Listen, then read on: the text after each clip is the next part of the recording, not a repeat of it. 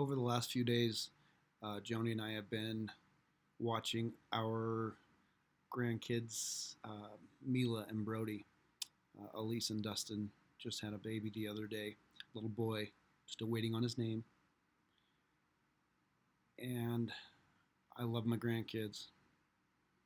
My routine is shot to heck.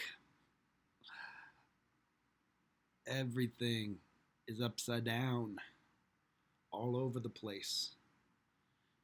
They sit in my seat on the couch downstairs. They're up before they're supposed to. I talked with them both last night, and I said, here's when you guys can wake up. And they disregarded everything I said.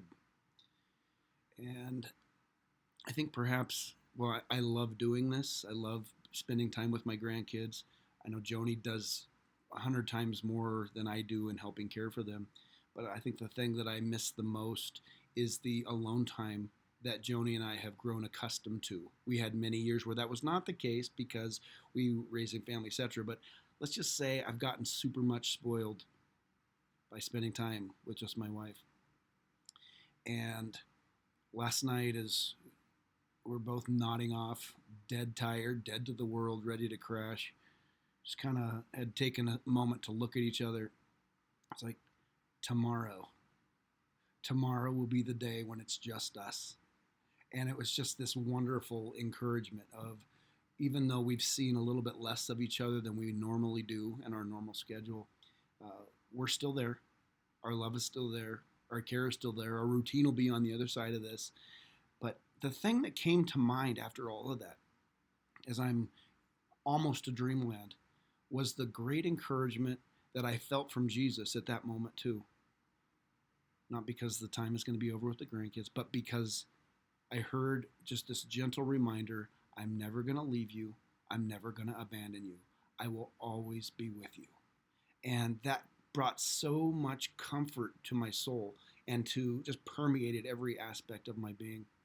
And I'm not exactly sure why I needed to hear that, but why quibble over good news? Why quibble over, well, I want to know exactly what was going on. All I know is there's something in me that needed to hear from Jesus. I'm never going to leave you. I'm never going to forsake you. You don't have to do any of this stuff in life by yourself. You have me with you. I'm never going anywhere. And the promise of that is the Holy Spirit living inside. And it's just a great encouragement to me.